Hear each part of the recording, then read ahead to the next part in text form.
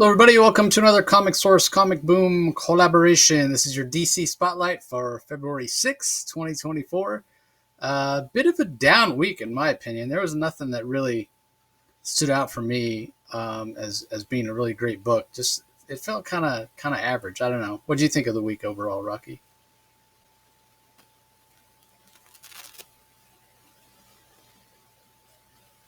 I can't hear you. Sorry, I'm on mute.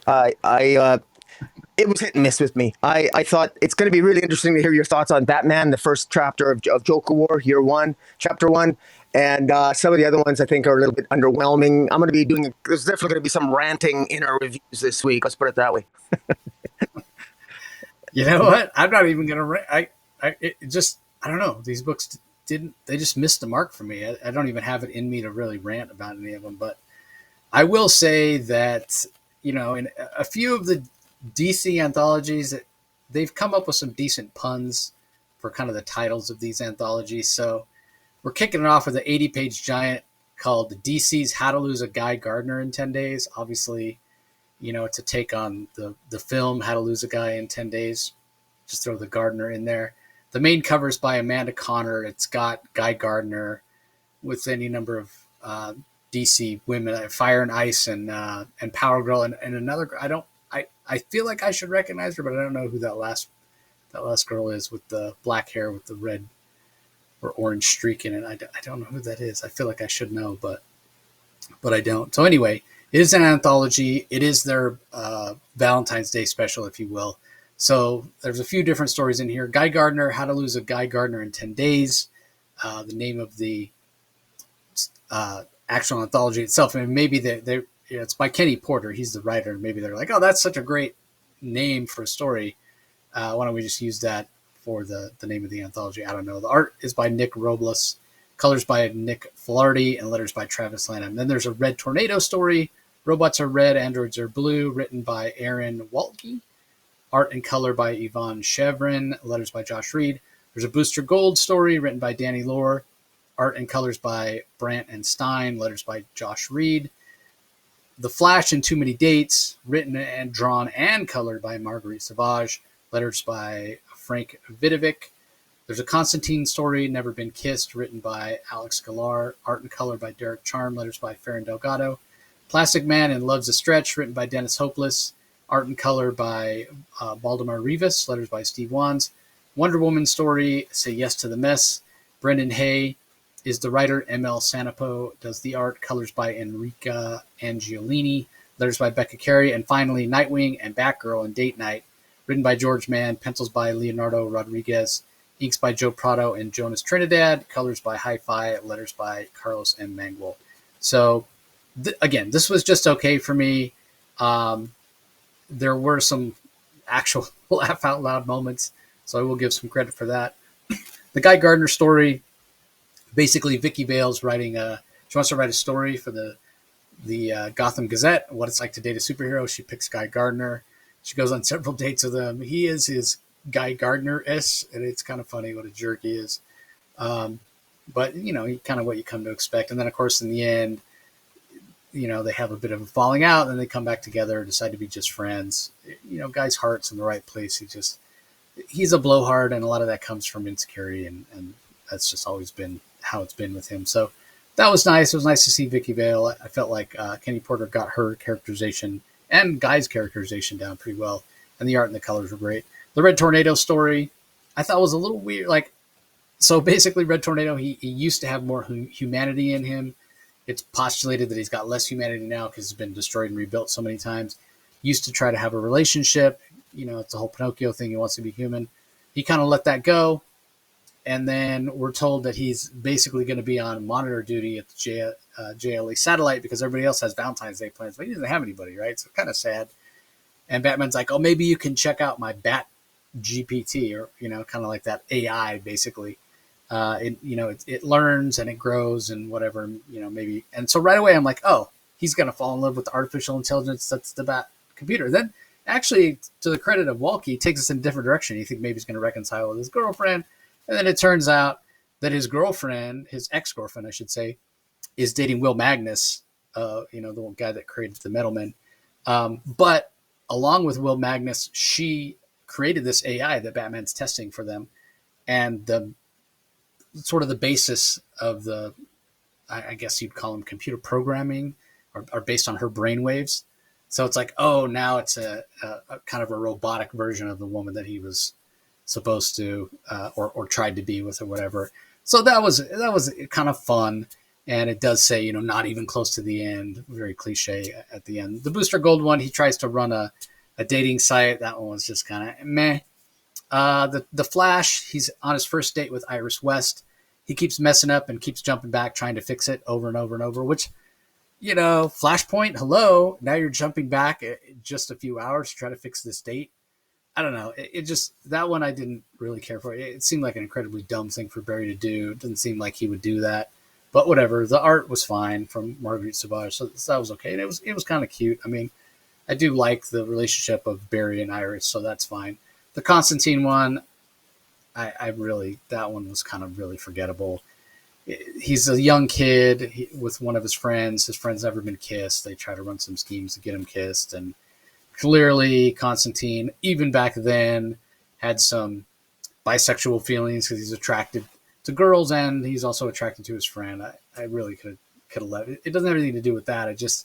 It wasn't memorable, and it was nothing really happened. I didn't really see what the point was of that. The Plastic one, probably my favorite story.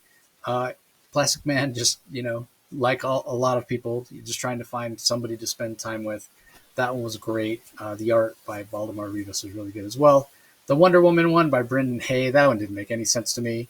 Apparently every year on Valentine's Day, a bunch of people do things to try to, crazy, illegal things, to try to get Wonder Woman to be their Valentine. Like, if she's a hero, why would you do something so illegal and so crazy to think that she's going to want to be with you? Like, it didn't make any sense. And then in the end, she decides, well, these people are all lonely.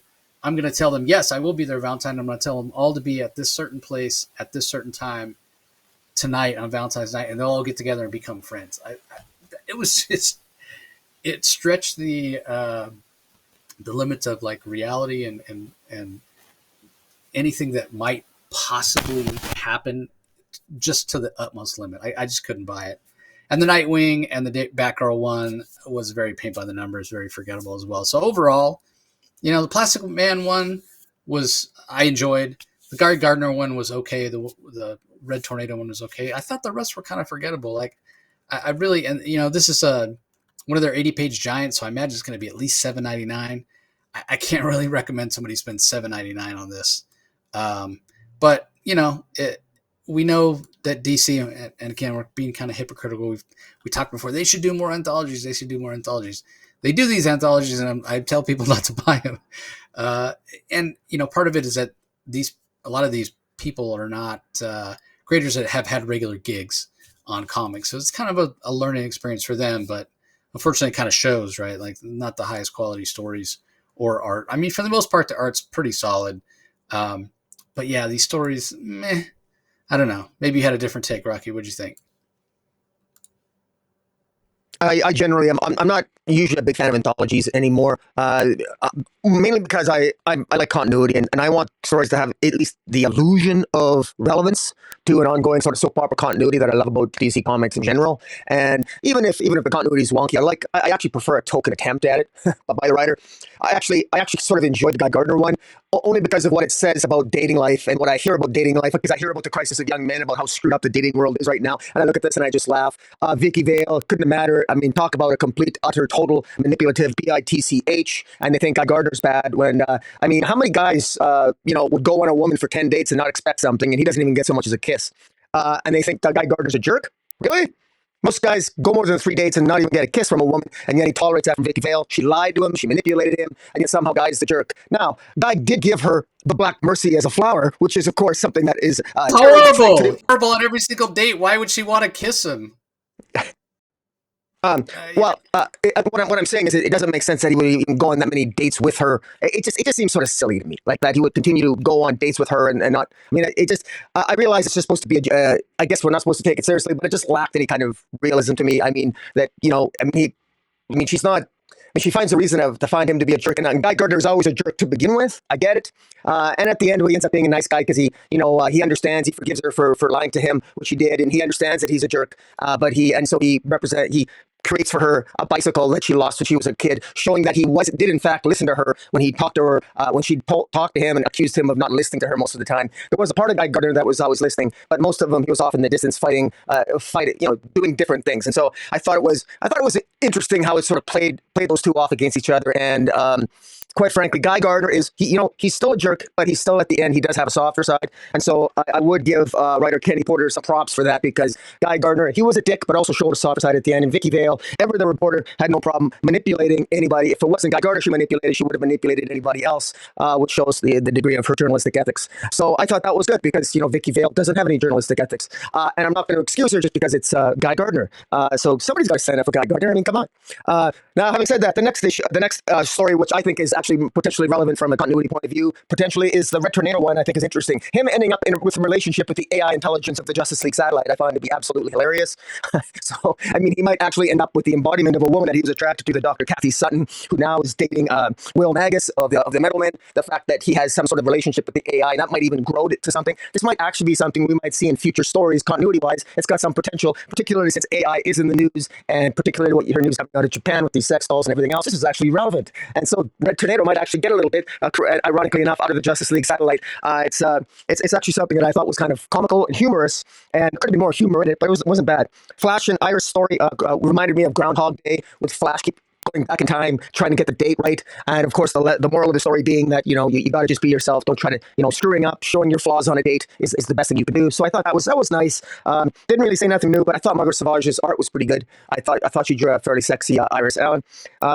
Danny Lore's story in Booster Gold, where he dates the Marine Marauder. I thought it was fairly cliche. Booster Gold. Booster Gold. I think the same old idea. He loses investors because he's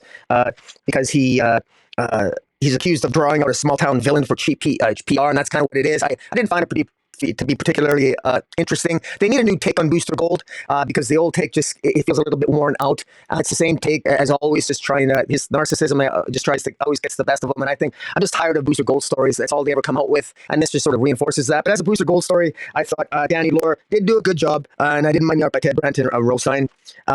The Constantine story I thought was one of the better ones. I think for fans of Constantine, I will say that instead of the cigarette, he's got the lollipop, because he's a young kid. He shows some early signs of being attracted to both sexes, because it's about the first kiss and his friend Gaz, who ultimately ends up being cursed and the victim of an adult Constantine's deals with demons. It's sort of a tragic story, but it shows that in the past he maybe had some underlying feelings for his best friend. But I love how he had a scheme where Gaz wanted to get his first kiss, and Constantine used the scheme as a young kid to rob attractive women of their wallets and their money. I thought that was hilarious. It was so cute. It's so easy to see a young Constantine doing it. And at the end of the day, he does have a heart of pure, not a pure gold, more of a heart of lead, but he still cares about his friend. And there's actually, what brings it home is the end. There's a really darkness at the end where it shows the gravestone of Cheryl Masters, Cheryl being the woman that a young Gaz was attracted to. So I thought that was actually the most poignant, and that's Alex Gaylor was the writer. I thought that was well done. The Plastic Man story with Dennis Hopeless, I thought was I enjoyed that. It shows Plastic Man has an attraction toward his waitress, and ultimately it ends up being revealed that it's his waitress that is probably the best date for him, and it shows him going through and having bad dates and what have you. So I thought it was good. I thought the dialogue was good. I thought it was funny. It had some interesting parts. I love the art by Baltimore Rivas. Did really good on the art and colors. And Dennis Hopeless told a pretty good tale there. I thought it was fun. Wonder Woman was more of a Galentine's Day special. It's about, you said the synopsis on Wonder Woman, but it's really about I didn't know what Galentine's Day was. Not that Galentine's Day means women celebrating their friendship, and so that's really what the Wonder Woman story was. It was Wonder Woman getting sick and tired of people hitting on her all the time on Valentine's Day, getting them all together, and then basically accusing them all of being missing something, because apparently if you want to be Wonder Woman's Valentine, there must be something mentally or psychologically wrong with all of us, and then she'll round us all up, and she can put us together, and we can all get together and just be friends with each other, instead of, God forbid, having the audacity to ask Wonder Woman to be their Valentine. Wonder Woman, once again, reflecting her lack of ability to connect with man's world and being completely unrelatable. That's why they call it Galentine's Day, because it's Galentine's Day. We can all be friends. Let's all get the women together and be friends, as opposed to establish a relationship for a character like Wonder Woman, even if it is for an anthology. And finally, date night with Barbara Gordon and Nightwing at the end. Just boring, predictable, and again, doesn't really say much.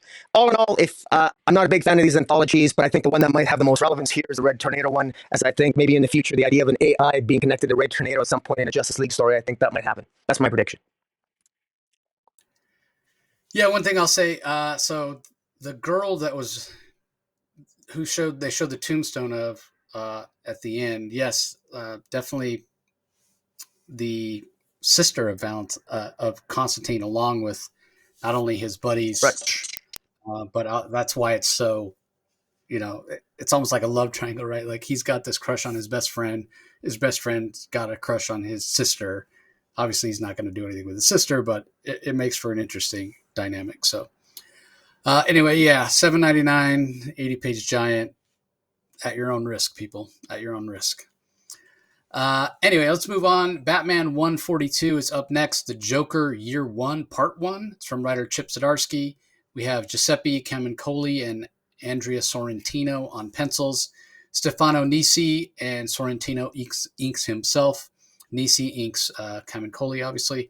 And we've got Alejandro Sanchez and Dave Stewart on colors and Clayton Cowell on letters.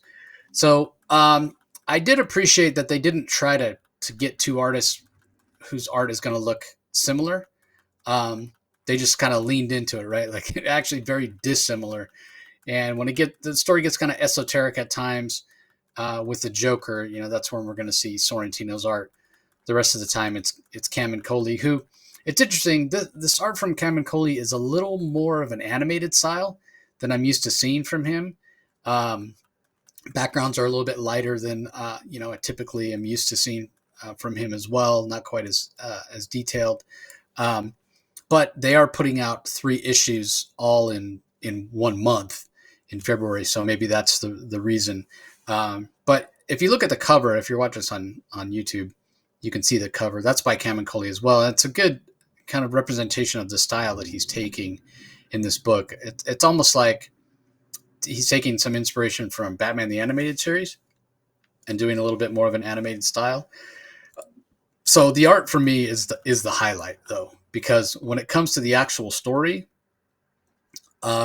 it's very well done. It's very well done in terms of telling 2 narratives, some just a little bit more of the Sorrentino type stuff that feels more present day, and then kind of the flashback to, Joker Year One, like the Joker, not the origin of Joker. He's already Joker, but what did it take for what did it take after he fell in the acid, after his skin was bleached white and he was driven insane? What did it take for him to become the monster that we know him to be, right? That's the story that Zdarsky is telling, and we're going to see some surprising people. I'm sure Rocky mentioned some surprising people work with the Joker to kind of get him over his fears and sort of help him along the way, right? Start to evolve him into, as I said, the monster that he becomes. So it's very well done from that perspective. Like, it's a technically well done comic. The art is beautiful. I didn't like it. Why didn't I like it? Because it's the goddamn Joker, and I'm sick of the Joker. I'm sick of the Joker. Like, yeah, does this feel like a part of the Joker, a part of his formative years of that evolution of, like I said, him falling in the vat of acid and becoming the arch nemesis of Batman? Yeah, yes, it feels like a part of the story that hasn't been told. Does it need to be told?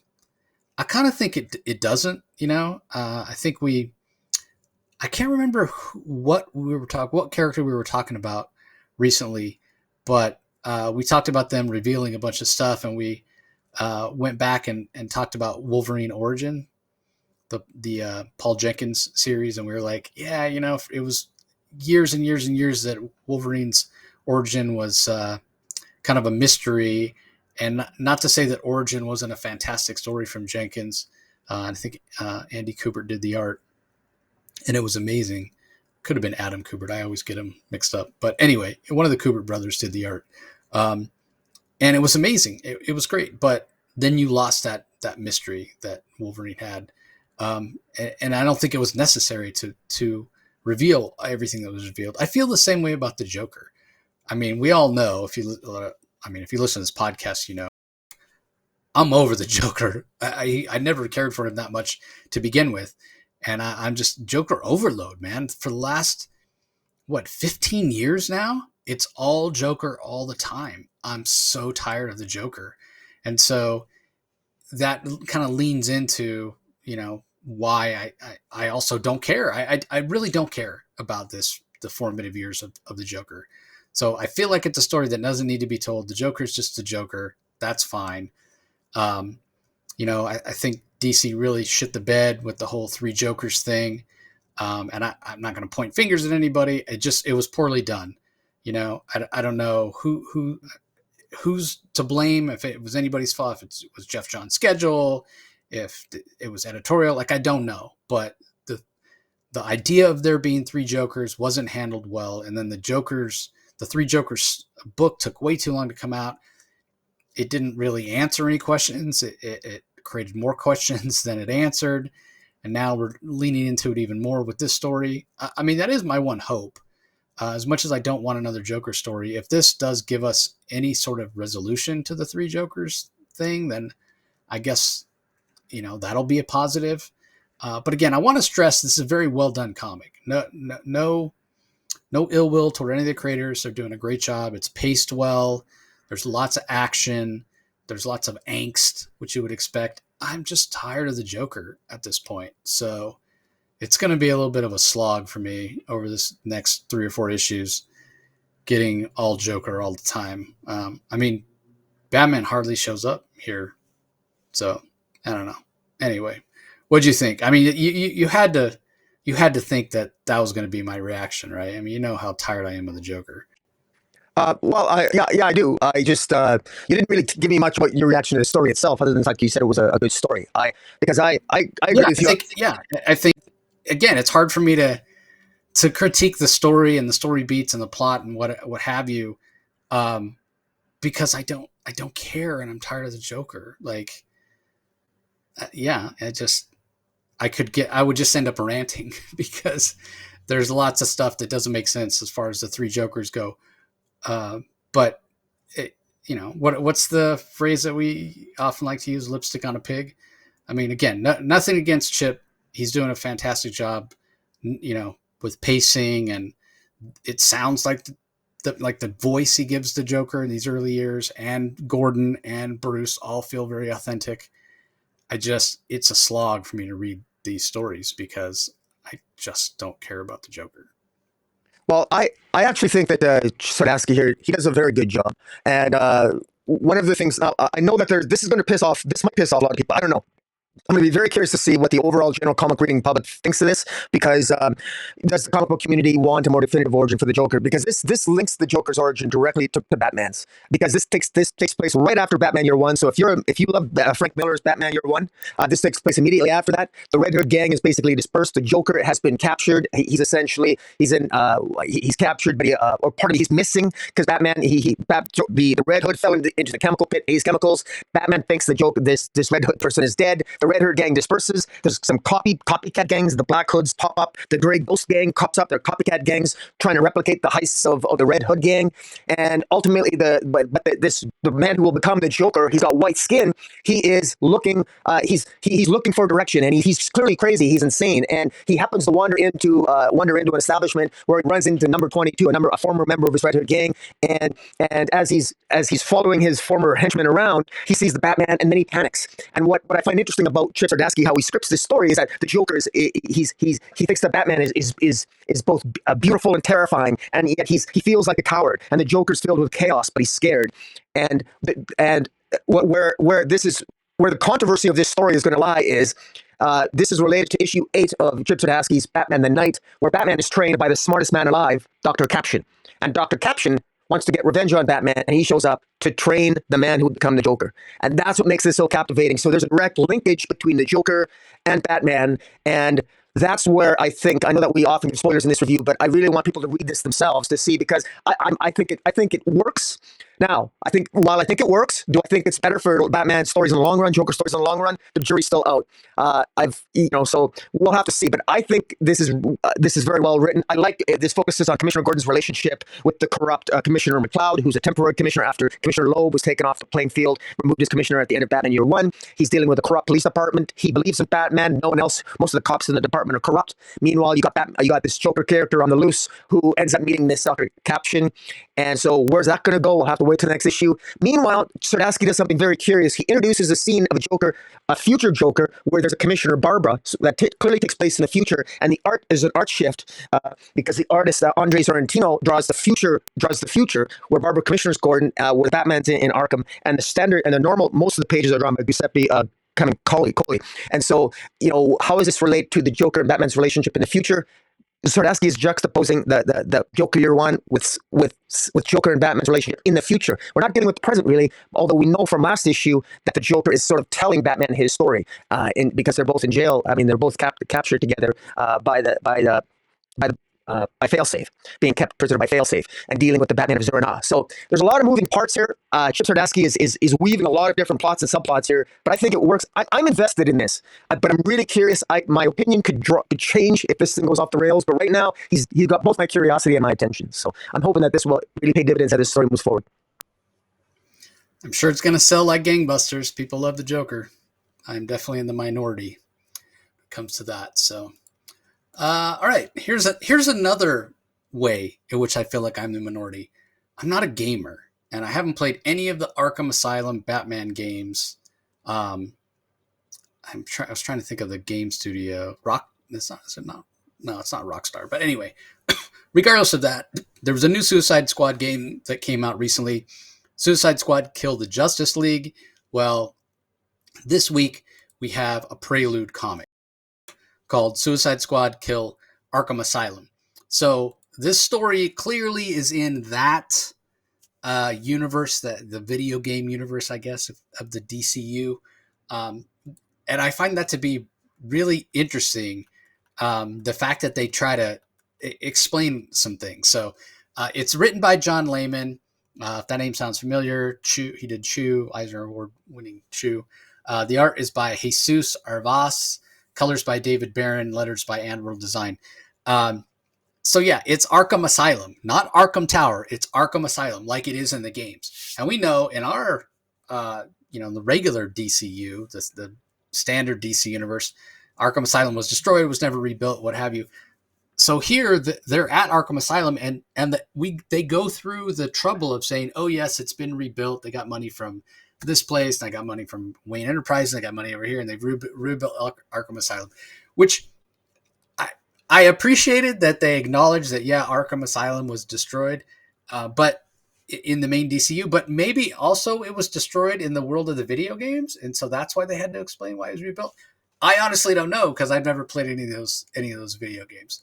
So be that as it may, this is again kind of a bridge between those previous Arkham Asylum.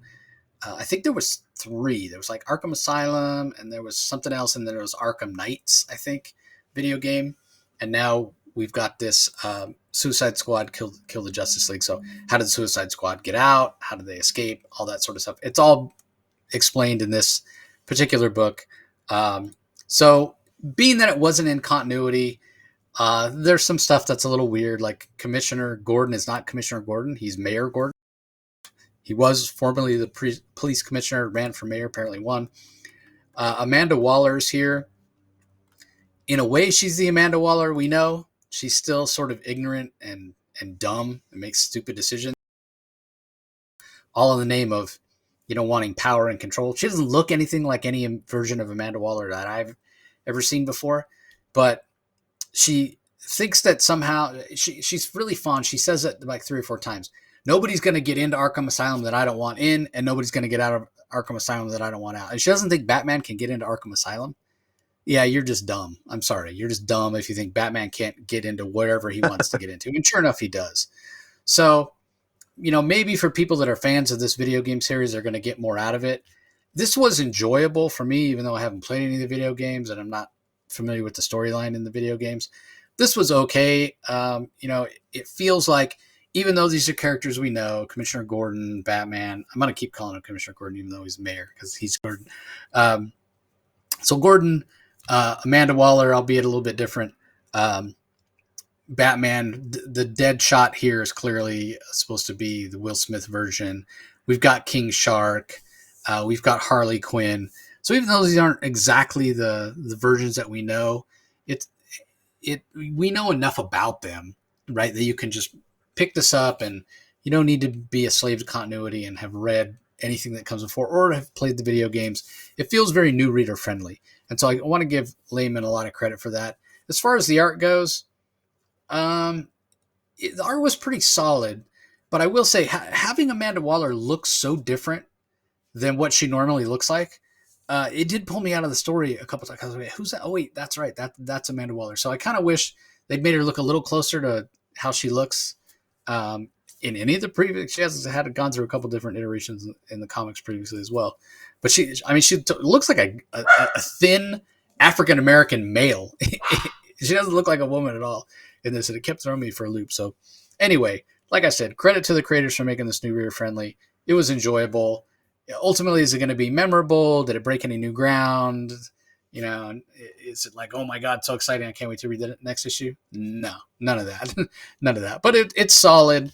And, if this does get some people who are fans of the previous Arkham Asylum video games or Batman video games, or if anybody who's, playing Suicide Squad Kills the Justice League as their first video game, if it pulls any of those people in to read comics, I'm all for it. I think it's Rocksteady, I think is the name of the video game company, but I'm sure somebody in the comments would be like, oh yeah, I played the heck out of that, because most comic fans have. But again, not a gamer, not familiar with the storyline, but this was solid. What do you think, Rocky?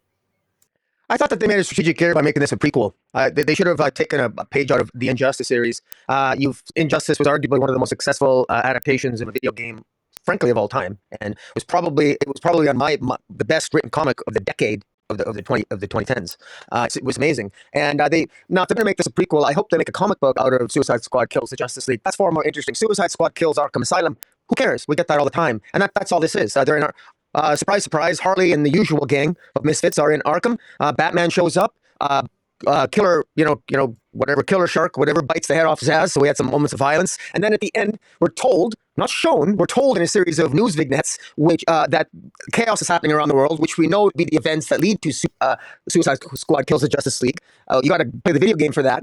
But this is a comic book. What better way to illustrate that than put the events of of Suicide Squad Kills the Justice League? They put some of those events in this story. They didn't do that. Maybe they will next issue, but the Suicide Squad clearly breaks out of Arkham Asylum. I'm sure will kill many other Arkham Asylum inmates. And then at the end, they'll be given their mission by Amanda Waller and Lex Luthor to kill the Justice League, who are taken over by Brainiac. That's the premise of the video game. So this is all well and good, and it's kind of cool, but it's really utterly, you don't have to read this prequel whatsoever, because surprise, surprise, at the beginning of Suicide Squad Kills the Justice League, Amanda Waller has bombs in the heads of same old premise, kill the Justice League or I'm going to kill you. And that's really the premise. And there's a lot of controversy surrounding the game, surrounding the death of Batman, surrounding the fact that Wonder Woman is the one that redeems and comes out at the end, but still ultimately dies and sacrifices herself. And the role that Harley plays with that. And just, I've watched the deleted scenes. It's really cool. It's awesome. I think it's a fantastic story. And the people that are complaining about it are filled with nonsense.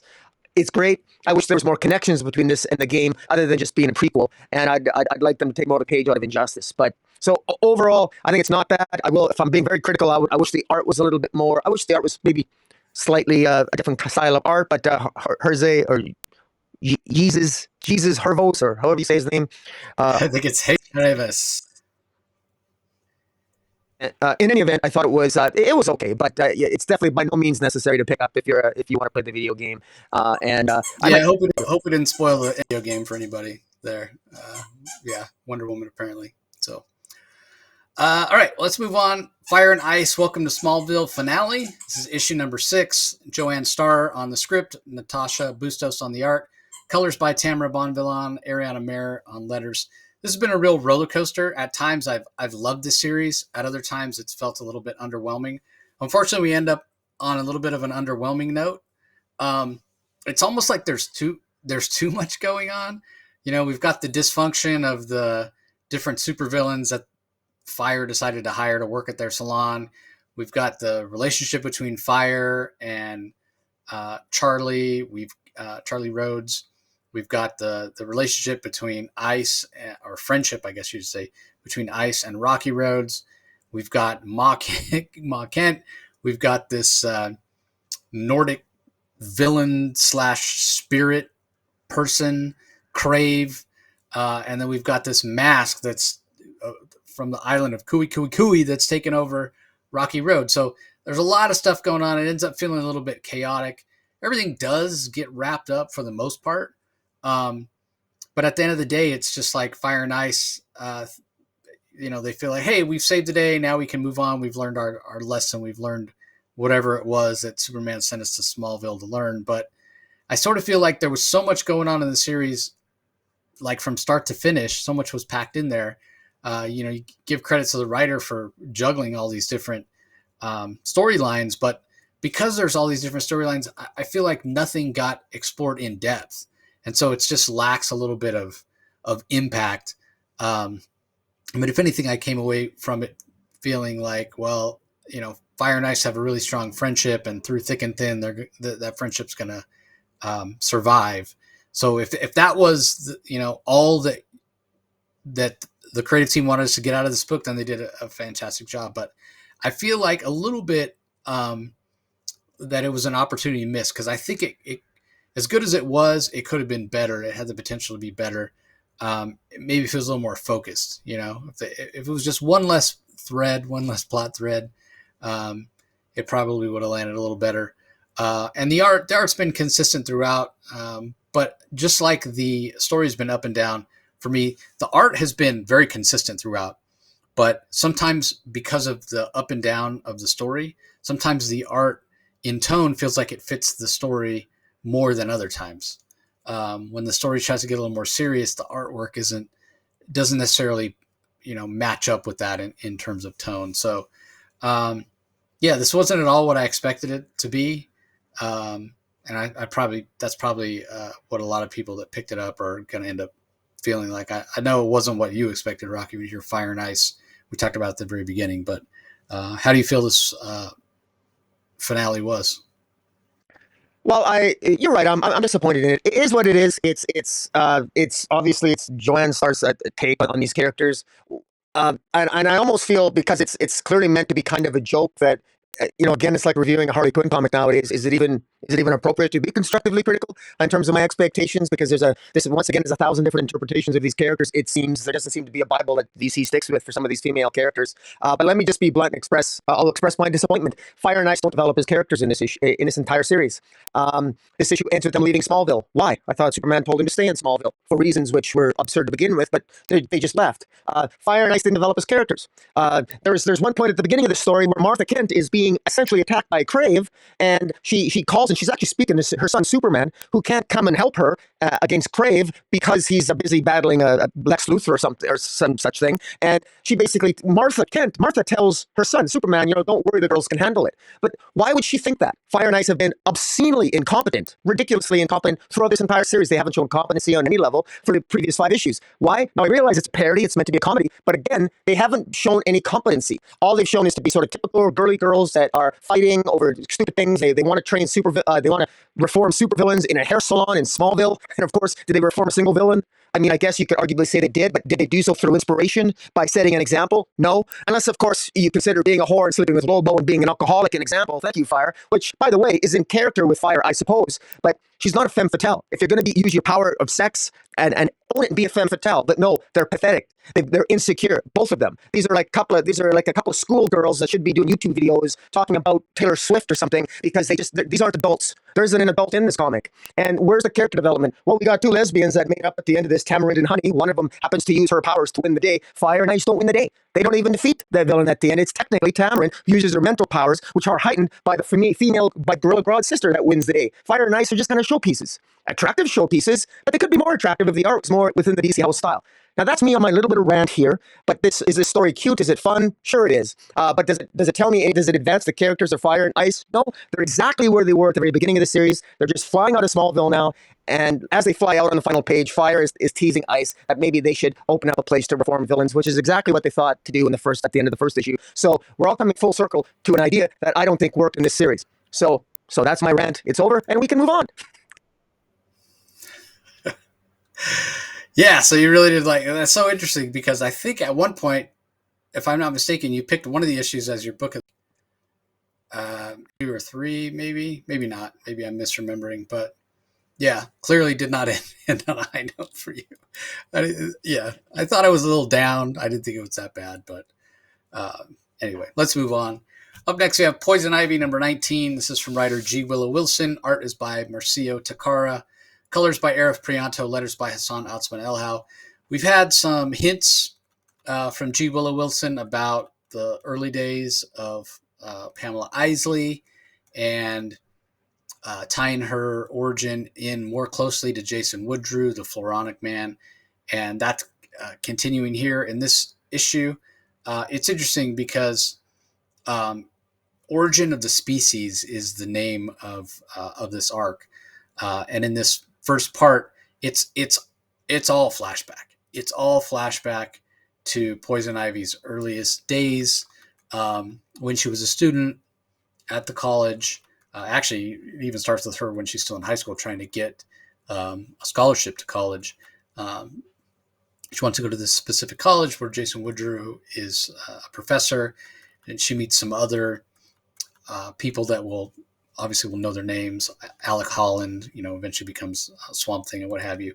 So, yeah, I mean, I'm not super familiar with Poison Ivy's origin and how much G. Willow Wilson is adding to it. So, one of the things I don't like is when people retcon things that so clearly the timing just doesn't work or whatever. But this feels like it works to me. But again, that could just be because I'm not super familiar with how much Poison Ivy was, how much her origin was tied in with Alec Holland and Jason Woodrue and what have you before. But for me, this was working. It makes sense.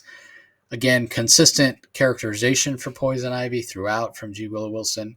The art by Takara, again, it's been very consistent. It's the same style that we've had throughout. It does feel organic. It does work in the style of story that he's telling. And I like, what works best, what I like the most is the evolution that we're seeing for Pamela Isley from this very sort of innocent and in a way very naive young woman to becoming the eco-terrorist that we know Poison Ivy to eventually become. So it makes sense. You can understand why she's making bad choices, right? But you understand why.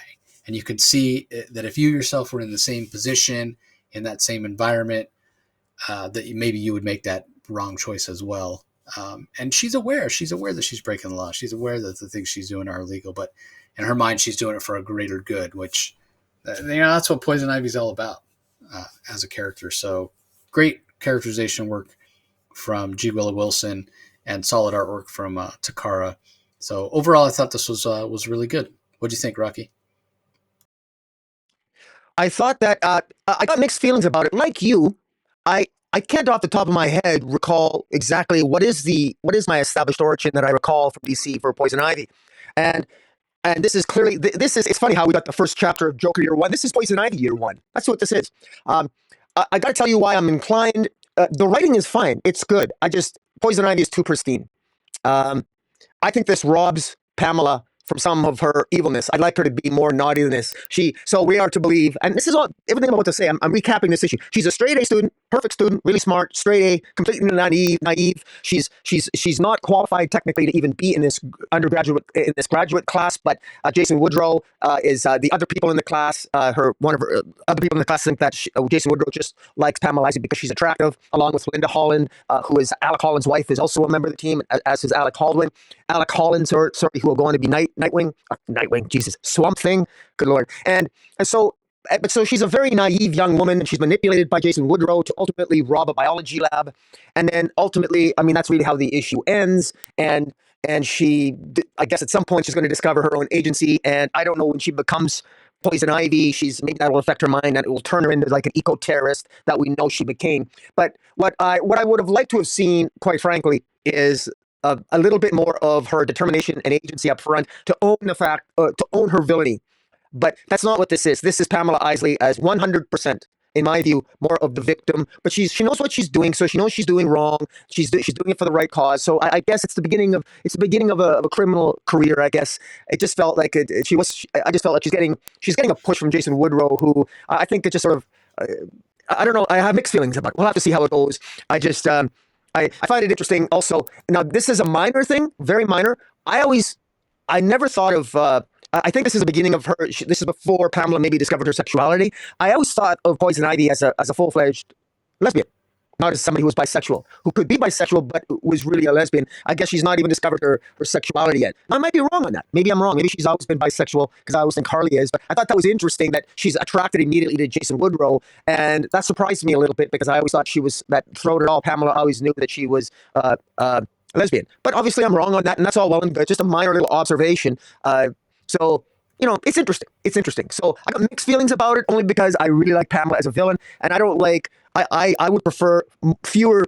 I would like her to be more of a villain through most of her life, quite frankly, through her own, rather than through manipulation and victimhood, rather that she basically that she comes across her own villainy on her own terms, and maybe she still will. So maybe the jury's still out on that, but that's just my little nitpick on that. So all in all, I actually like this issue because it made me think about Pamela Isley, and I want to give J. Willow Wilson credit because she's been building up to this for quite a while, and for a chapter, even if I got mixed feelings about the story, it's been very well done. She did a good job with it here, particularly interjecting, Swamp Thing, Al Collin, Linda Hall and his wife, and Jason Woodrow. I thought that's pretty cool. I think we just got to have a little patience, let her get there. I mean, nobody comes. I mean, most people don't come out of the womb as supervillains, you know. So I think she's going to be evil. She already knows she's doing wrong, and she's doing it because she is going to serve the greater good. There's another part of it too that you've said this 100 times when it comes to Harley. Prefer her as a villain. Same thing with Poison Ivy. But the fact of the matter is that she's not a villain anymore. DC, because people want to have her in a relationship with Harley, so DC can't have her be an out and out villain. So we're really talking more about an anti-hero now, and maybe that's maybe that's a reason for this origin. They're going to whitewash it a little bit. They're going to make it seem like she's more a victim of circumstance instead of an out and out villain. I don't know, but even if that wasn't the case, and they're going to turn her into and out eco terrorist, I'm fine with the progression, because it sort of goes hand in hand with, in my mind at least, why she would be attracted to Jason Woodrow. It doesn't have anything to do with Woodrow, whether he's a male or female.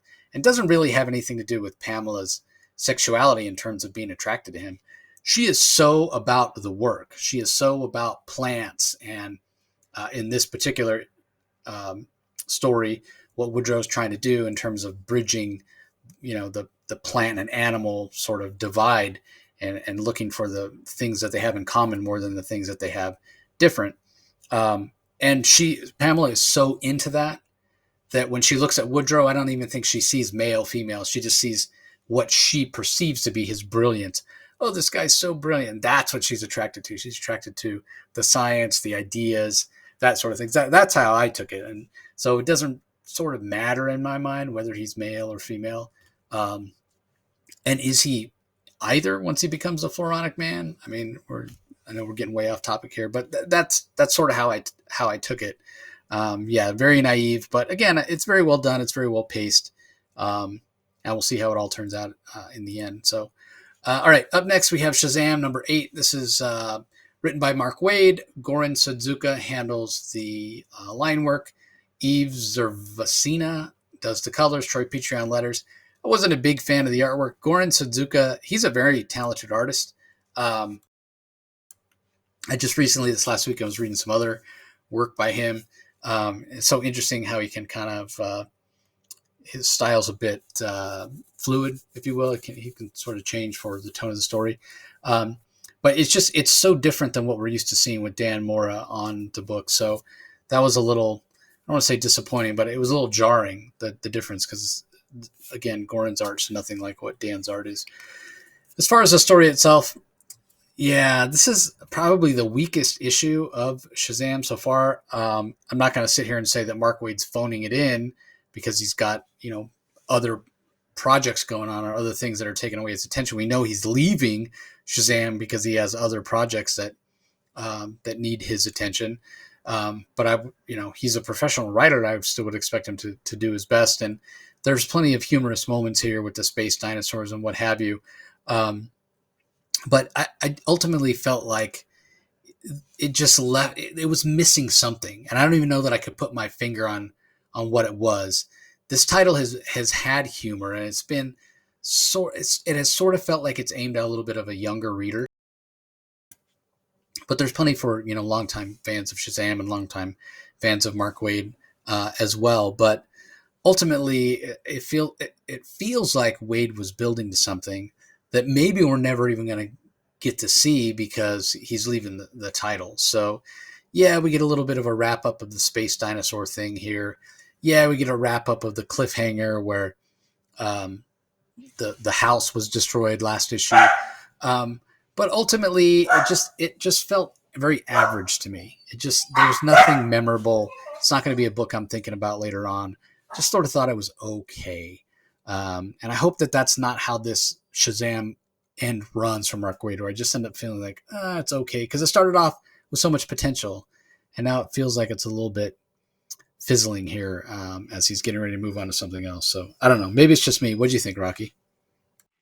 I would agree with you. It is a feel good issue. There, it's sort of like it's basically. I mean, last issue, Shazam and Black Adam had a big fight, and the orphan's house was destroyed. Billy Batson's house was destroyed just when his step parents, his foster parents were going to sell that house because they were moving into a bigger house, and basically, Shazam basically makes Black Adam feel guilty, and because Black Adam played a role in destroying his home where he lives as Billy Batson with the rest of the Marvel family, and Shazam approaches Zeus and Black Adam shows up, and Zeus essentially creates this new house. But there's something different about the house. The house looks bigger.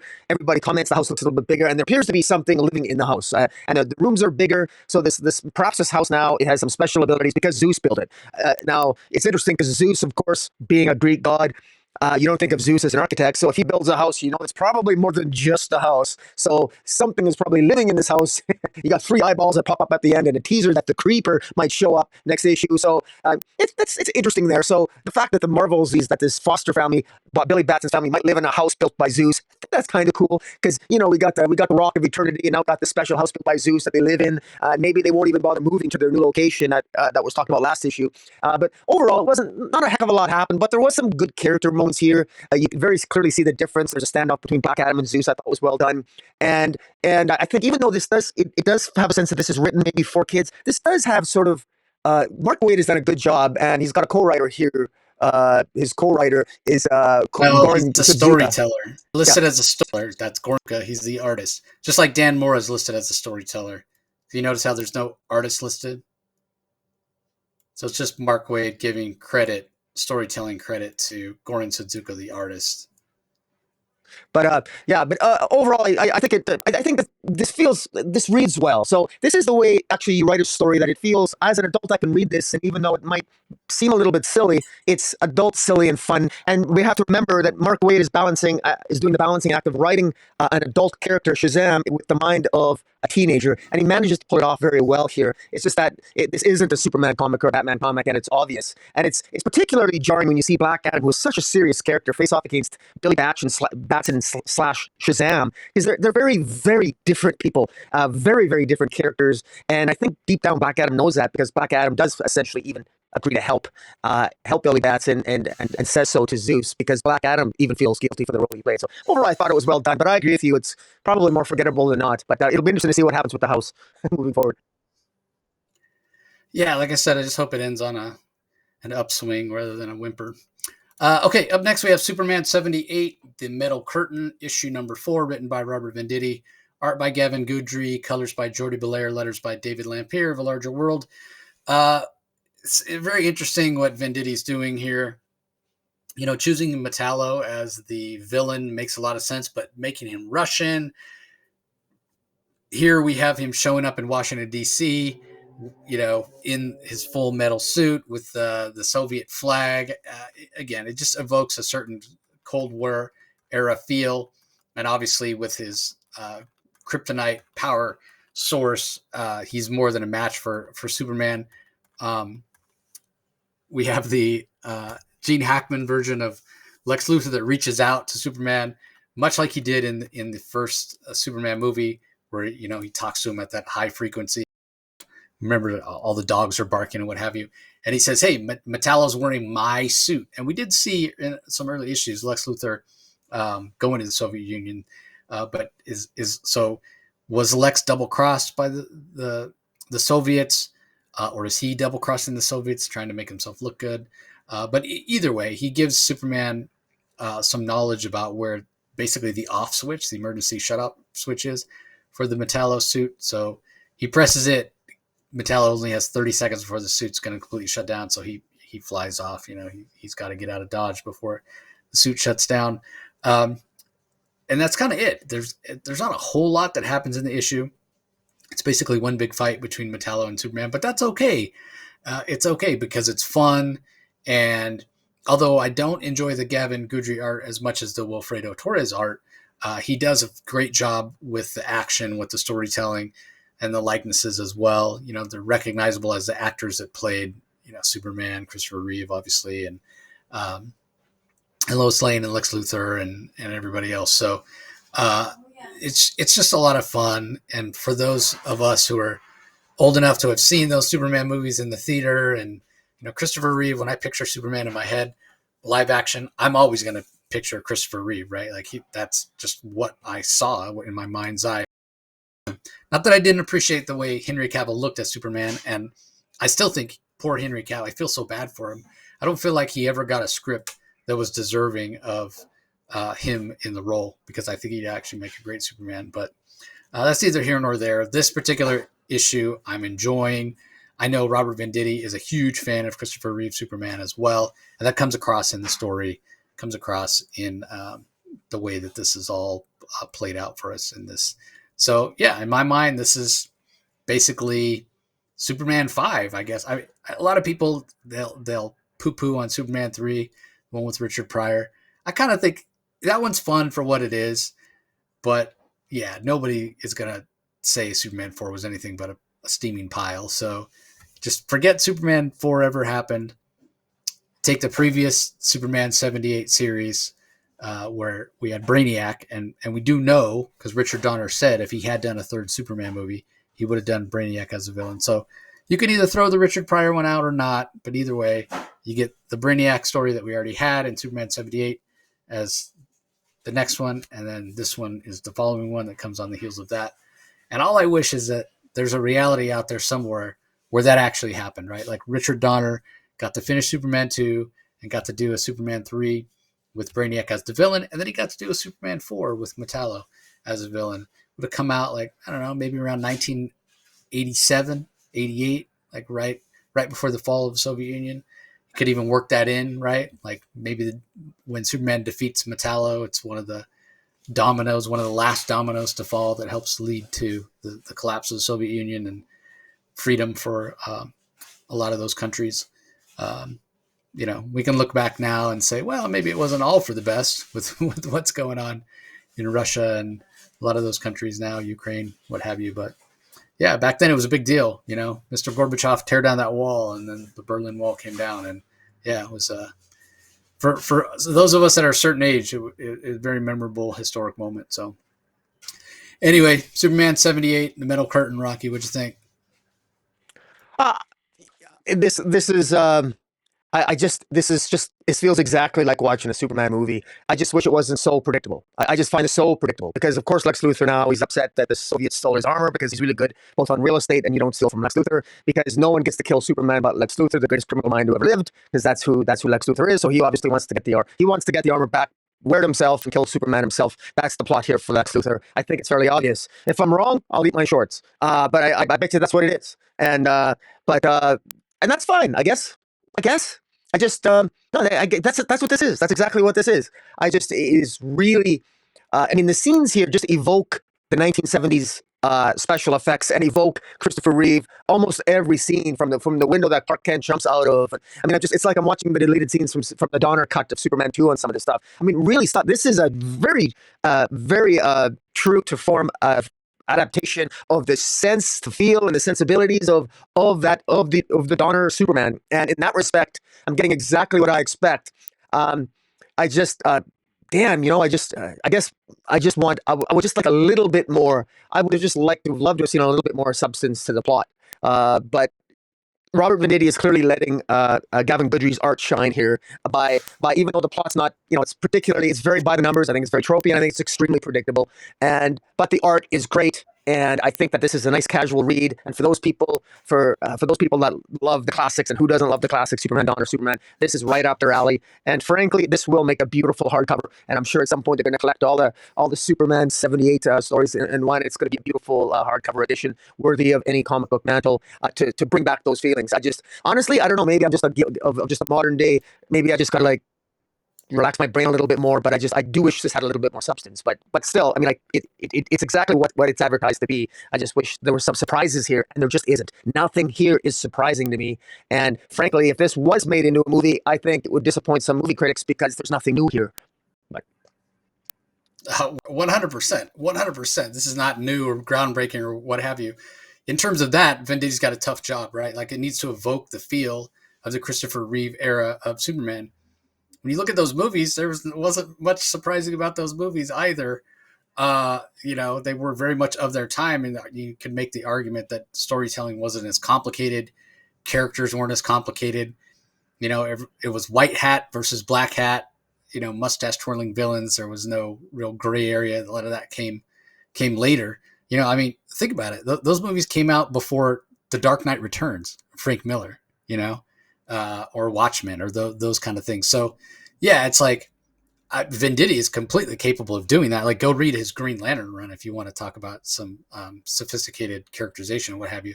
But if we were to do that here, then I think you would have people claim, oh, he's ruining Richard Donner Superman. He's making it, you know what I mean? Like, I get what you're saying. I 100% understand what you're getting at. And I feel like he's sort of damned if he does and damned if he doesn't. If he doesn't bring in sort of more complicated sort of storytelling, then yeah, we're going to sit here and go, yeah, it's predictable. But if he does, then you're going to have people that are saying, well, then it's not Superman 78. So at the end of the day, it's enjoyable, and that's kind of what I'm taking it as. But you're 100% correct. Like, you can see the writing on the wall. Yes, Lex Luthor only wants to help defeat Metallo so he can get his hands on the armor, so he can wear it because he wants to be the one to defeat Superman. Yeah, you're 100% right on with all that stuff. Okay, up next we have Kneel Before Zod #2. This is from writer Joe Casey. Dan McDade is the artist. David Barron on colors. Troy Petrie on letters. Yeah, this is very much in keeping with who I think the Zods are. They're torturing the Coons to try to understand what the Coons are up to, why they're invading New Kandor. And at the end, it's kind of interesting to have Ursa calling out Zod, going, where's the man I married? Like, I think Zod's pretty evil, the stuff that he's doing. He's torturing people. He's an evil dictator, despot, whatever. But when he wants to exercise a little caution. He's like, yeah, let's wait for the Coons to get here, and then we can attack whatever. She's like, who are you? You're not the man I married, being all cautious, whatever. I'm of two minds. Like, I understand what Ursa's saying, but at the same time, like, it's sort of what we were just talking about with Superman 78, right? Like, over time, don't you want Zod to grow and evolve? And he's establishing a planet, and he wants to protect his planet and protect the people that live on that planet. And ultimately, isn't it about like why did Zod do the things that he did on Krypton, right? Because he wanted Krypton to be the greatest planet, the greatest race of people, and to be able to live their lives and not be threatened by anybody or any sort of outside threat or influence or what have you. At some point, you vanquish all your foes, like, you've defeated all your enemies. And the reason you do that is so you can live in peace, right? And do what you want to do. And it's like Ursa saying, no. You've got to continue to be an evil bastard and go out and fight and be at war or whatever. Like, is that is that really what you want to do? Like, you want to just fight for the sake of fighting? Like, why do you fight a war, right? You fight a war to win. You fight a war to win so that the war is over and you accomplish your goal and you get whatever it is you wanted that was the reason you fought the war. But it's like Ursa saying no, like you fight war for the sake of fighting the war. Like it's a goal in and of itself. And I don't really buy that sort of thinking. But maybe that's who she always thought Zod was. I never took Zod as that either, right? Like it's not so different. There may be some of you out there are old enough to remember the Emperor Doom graphic novel from Marvel back in the day, where he takes the Purple Man and he puts him in this like giant diamond crystal thing, and he sort of broadcasts the Purple Man's power all over the world. So Doom basically mind controls everybody on the planet, and he makes this utopia. And guess what? At the end, Doom like sort of allows himself to be defeated by the Avengers because he realizes how boring it is. Like he got what he always wanted. He's the ruler of the world. Everybody does everything he says, but it's boring to him. So kind of the same thing, you know. Maybe Ursa's just bored. I don't know.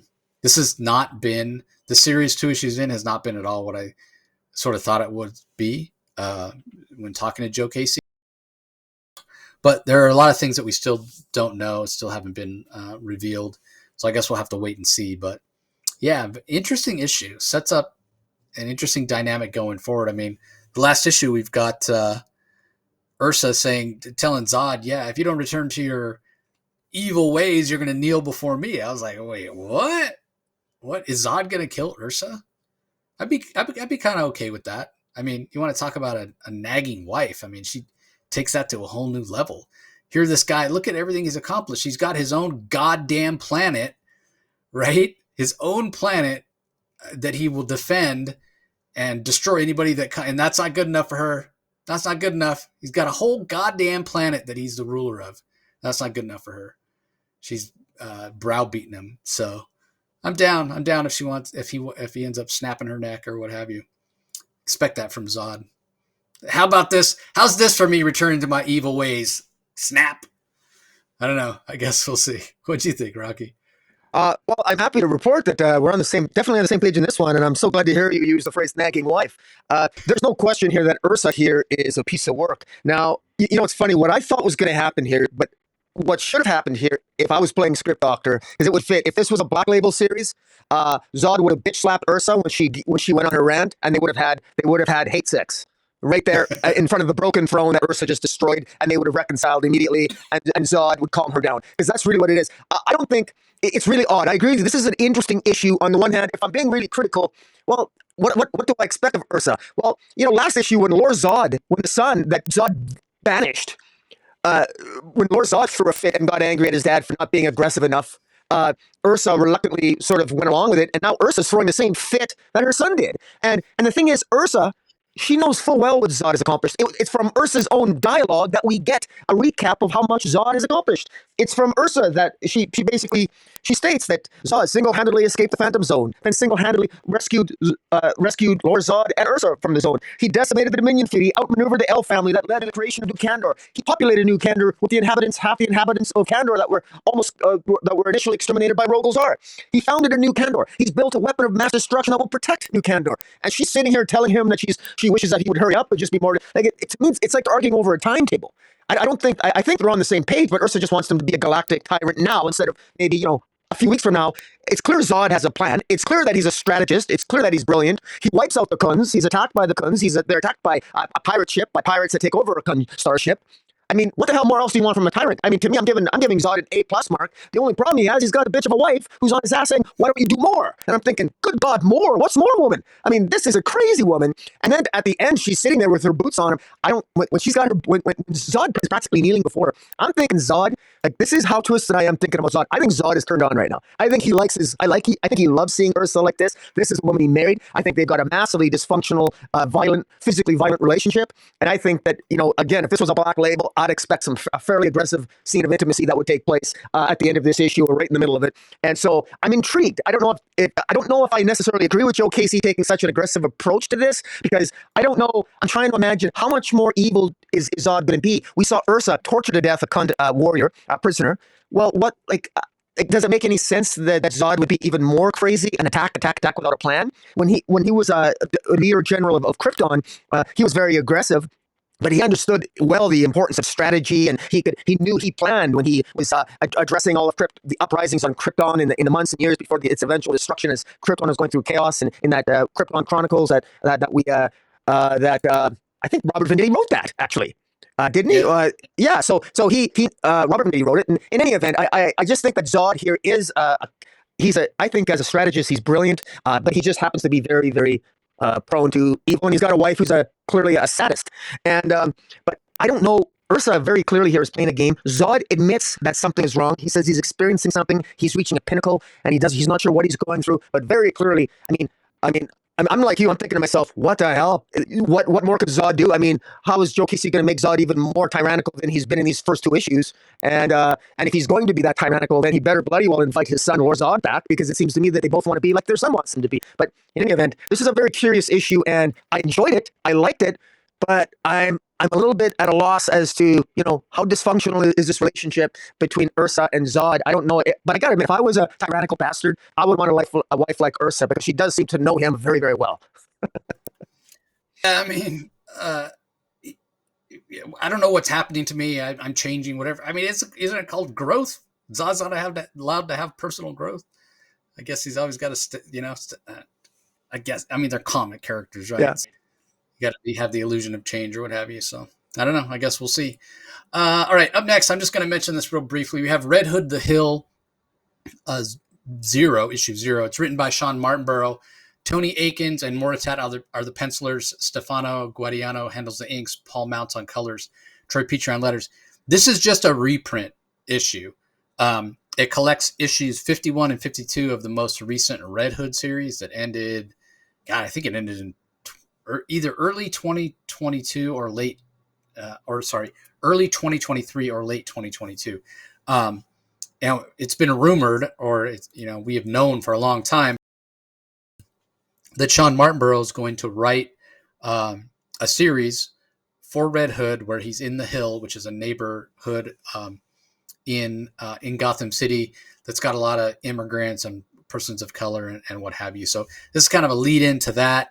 I'm sure they put this together and reprinted the last two issues that Martinborough wrote, because it leads directly into his series, which is going to be coming out pretty soon, sometime this spring, I think.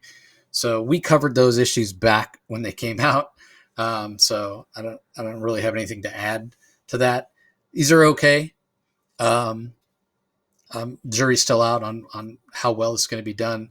What was interesting was when Martinborough came on and wrote those last two issues, they felt so different from the issues that had been written before. I think Scott Lobdell had written the entire series up to that point. They felt so different in tone. It's hard to say, it felt very jarring. So it's hard to say how much of this Hill story that Martinborough is going to write is going to, how well it's going to work. I guess we'll have to wait and see. So anything to add, Rocky? Yeah, I was actually, full disclosure, I was going to criticize this issue because it ends with saying Red Hood Hill #1 is on sale February 6th. It says that on the last page. Well, this comes out on February 6th, so is obviously that Red Hood the Hill #1. This is not Red Hood the Hill. This is a reprint of something else. So I was actually confused by that.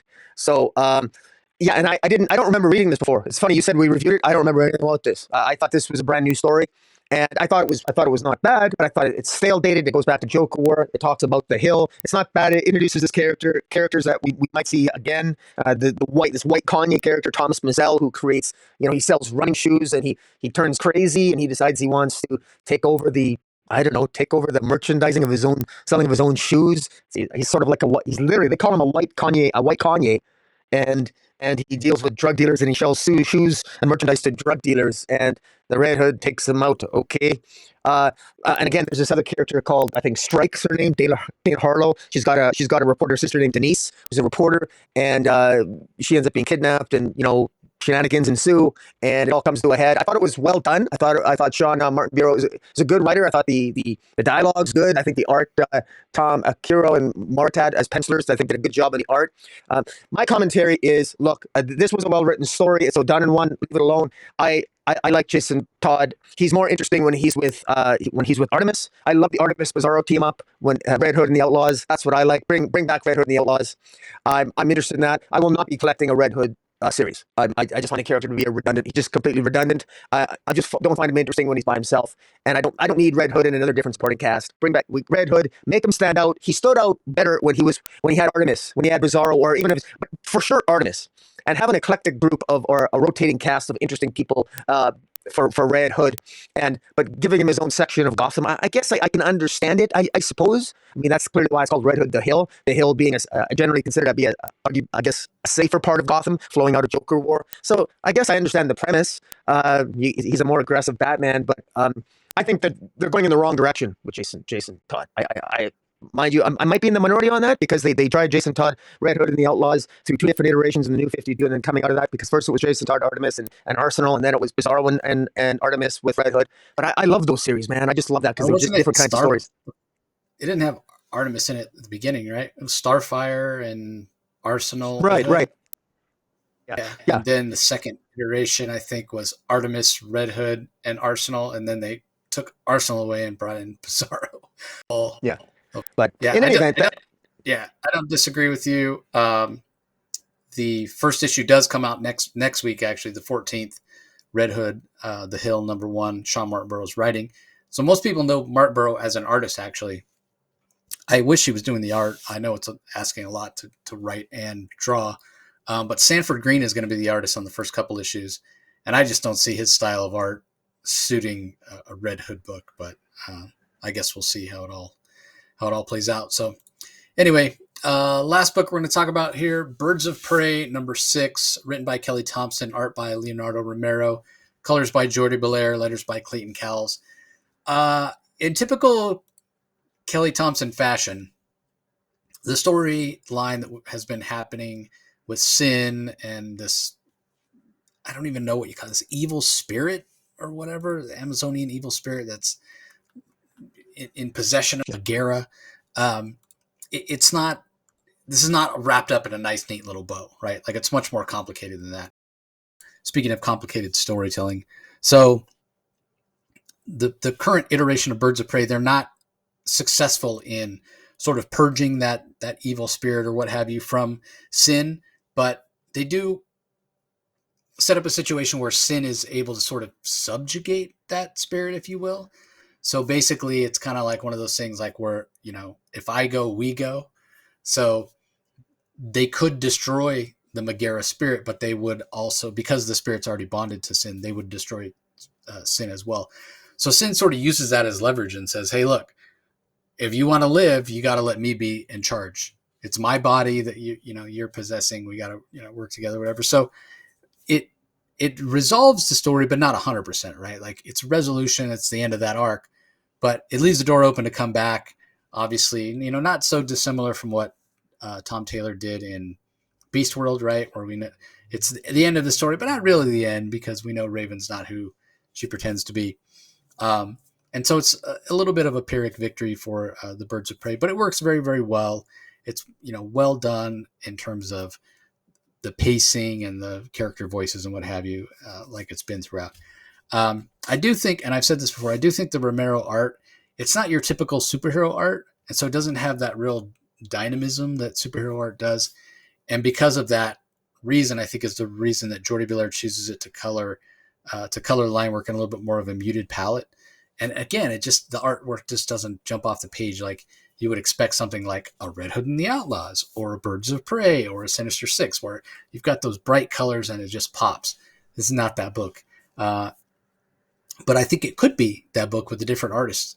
And I think Jordi would color it in a different way for a different artist. So I hope, again, nothing against Romero. I think he's a very talented artist, very strong transitions and narrative storytelling. But I'd like to see something different, just to see if it's better. Maybe it'd be worse, and I want Romero back. So I guess we'll see, because there are some hints of more adventures, but it does seem like the Birds of Prey roster may be sort of fluid in the hands of Kelly Thompson, because we get a tease at the end of this issue. It says new mission, new team, because what Black Canary learns in talking to the future version of Maps Maguchi is that the reason that Batgirl hasn't been a member of the Birds of Prey so far is because this future Maps Maguchi, Meridian is what she calls herself, um, in all the different iterations of the future that she looked at on this mission to go and rescue Sin from Themyscira, Batgirl, Barbara Gordon, she always died. She always died. She couldn't find a way to have her be part of the Birds of Prey, and have Barbara Gordon live. And so now Meridian thinks there's actually somebody out there in the multiverse, in the timeline, what have you, that's trying to kill Barbara Gordon. And so Black Canary hears that, whether Barbara Gordon is an active member of the Birds of Prey or not, she's still a member. She's still part of the Birds of Prey family. There's no way Black Canary is going to let that slide. So new mission, find out who's after Barbara Gordon, and stop them, basically. So again, perfect time to bring on a new artist to try out a different art style. And I'm intrigued. Who's going to be the members now, other than Black? We know Black Canary is going to be there. There's going to be all new members. I feel like at least Cassandra Cain, at the very least, should stay the same. She's got some pretty strong connections to Barbara Gordon. Might we see Stephanie Brown? I kind of think we won't have Big Barda there. Probably not Zealot either. Which Zealot, she's been good. I like the voice that Kelly Thompson has given her, but I don't mind so much if Zealot isn't in the next arc. Bobby really disappointed if Barda's not there, because I love the way Barda talks and the way Barda acts in the hands of Kelly Thompson. Harley Quinn, yeah, see ya. Don't need her at all. You got to imagine Maps is going to be around. I mean, Meridian, she pops in and out. She's not really like an active member of the team, but who else might we see? Again, I think Cassandra Cain should probably be there. Maybe Huntress. I don't know, but I guess we'll see. I do hope that we don't spend a whole nother issue though recruiting, because while I do sort of enjoy those once in a while, I don't want to, and I like the idea of a rotating team, every arc. But I don't need the first issue of every arc to be a recruiting issue. It'll get kind of old in my mind, but I trust Kelly Thompson. I'm a huge fan of her. So I guess we'll see where it goes. What do you think of this finale for the first arc, Rocky? Kelly Thompson was she was quite active on Twitter, or X, and she was stating early on, because she got criticized for not having Barbara Gordon on the team immediately, and we all made comments on that. Even you and I did. That where's Barbara Gordon? And she did say she was telling people from issue 1 to be patient, be patient. She's listening, and she has. And Barbara gives a reason, and there's actually an in-story reason. Somebody is suspected, according to Maps, or who's Meridian from the future. Somebody who's apparently utilizing Meridian's time travel tech, wants to kill Barbara Gordon, and apparently Barbara Gordon died up to 11 times, and Meridian kept going back and forth trying to they form different teams. There was more than one different makeup of the team. It's implied going into Themyscira to rescue Sin, but in 11 times both Barbara and Sin died, and this was so it's interesting. I sort of like that idea, and who makes me wonder now who would want to kill Barbara Gordon, and it actually gives Barbara Gordon a little bit more gravitas, and I actually do like Starfire. What's that? Starfire, my Barbara Gordon. Yeah, Starfire, and I would like to see Starfire. That would be cool. But one of the things that I find interesting here is I like what they did with Sin, with this Megara, with Megara sort of possessing half of the body of Sin. It makes Sin, I think, more interesting. I'm surprised how much I like that idea. It just adds, once again, I have to say, to the total redundancy of Red Canary. If I had my way, Red Canary would be very short of this world. I would have Red Canary on the team next issue and have her killed off immediately, and then just have a soaring issue, have a funeral, bury the brown belt. Who, I mean, come on, well, you needed somebody who saves guitar stores from being robbed. She's a redundant character, but in any event, that's my rant on Red Canary. I like Sin here. I like that Wonder Woman wrapped her lasso around Sin and questioned the Megara demon, making sure that how are Sin and Megara going to work together. There's all kinds of potential in terms of what happens when you can take somebody with the skill of Sin, with the mind and the powers of a demon. That's pretty cool. I like that idea. I like that concept, and I like the idea of a time traveling villain who wants to potentially not just kill Barbara Gordon, but maybe all the Birds of Prey. We don't know what Kelly Thompson has in mind, but because I'm familiar enough with Kelly Thompson, I enjoyed her Captain Marvel run. I'm 5 issues short of reading to the end of her Captain Captain Marvel run. I'm behind, but I think she's a great writer. You and I reviewed The Call. I think that's a great series, five issues, 5 issue series. It's pretty good. And yeah, I'm looking forward to see what Kelly Thompson has in store for us with Barbara Gordon. And it's there's always great when you have tension between Black Canary and Barbara Gordon. It usually makes for great stories. And who's going to be on the team? I don't know, but I trust Kelly Thompson to think outside the box like she did with Barbara Gordon here. And it's more interesting and it's more fun. And it's a reward to the fans knowing that Kelly Thompson always had Barbara Gordon in her mind. And this shows that she did and that she knows what she's doing. And for those that had no faith in her, shame on them. Agreed. Okay, that's going to do it for the books we're going to talk about in detail. There are a couple of other single issues. We've got Batman Scooby-Doo Mysteries Volume 3, Number 2, and then Scooby-Doo, Where Are You? Issue 126 is also out this week. In terms of collections, we've got the Night Terrors hardcover. If you're glutton for punishment, you want to pick that up, feel free, but not anything I would recommend reading. We've got an omnibus for The Question that collects rather the very classic Dennis O'Neil or Denny O'Neil and Dennis Cowan run. That's volume 2 of that. Peacemaker Tries Hard from Kyle Starks with art by Steve Pugh that Rocky and I really, really loved. Highly recommend that. Definitely would say pick that up. That's fantastic. Creature Commandos presents Frankenstein, Agent of Shade, Book 1. Trade paperback. That collects a lot of the New 52 stuff. We've got Static Shadows of Dakota hardcover, a recent series in the Milestone universe that finished up that you can read. Also, we've got Monkey Prince Volume 1, Enter the Monkey trade paperback, another series that we really enjoyed. Jinyun Yang is the writer with Bernard Chang on art. And then finally, Icon versus Hardware. That series also set in Milestone. Well, it was a little up and down, but I am a fan of those characters. So if you're a fan of Milestone, I would recommend picking that up. So those are the collections that are out this week. Book of the week, Rocky? Easy choice, hard choice? What do you got?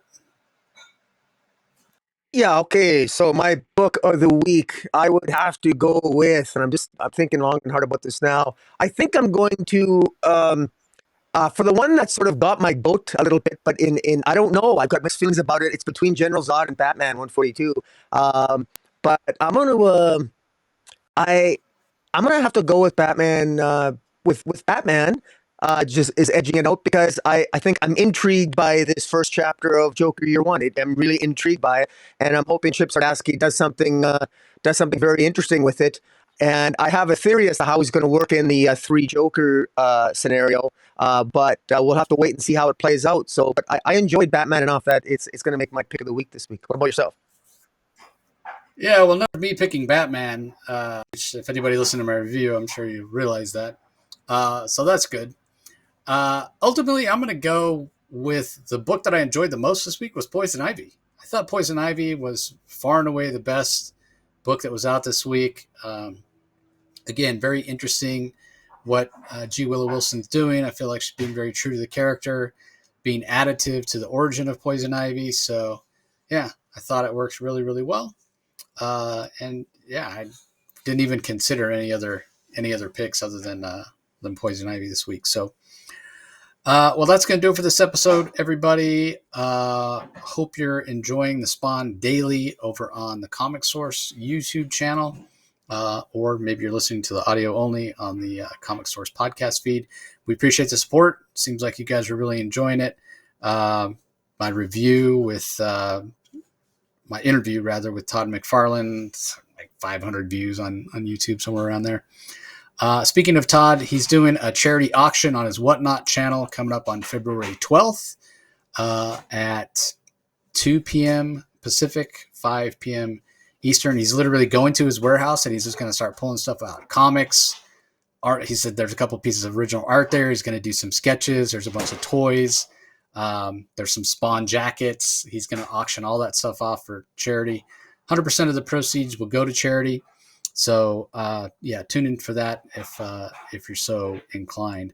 A couple other interviews that are coming up this week and next, so be on the lookout for that. If you want to be sure not to miss any of our audio-only content on the Comic Source channel, just go to wherever you get your podcast, whatever platform or app you like to use. Do a search for the Comic Source and subscribe. If you want to be sure not to miss out on any of Rocky's content on his YouTube channel, Comic Boom, just do a search on YouTube. You know what to do once you find the channel, Comic Space Boom, ! Subscribe, ring the notification bell, like this video, leave comments. We like to interact with people. Give us your thoughts on these books, what you thought of them, what's your book of the week. Again, we love to have conversations in the comments with listeners and people that view us on YouTube. So we appreciate the support as always. That's going to do it, and we'll talk to you next time. Catch you later.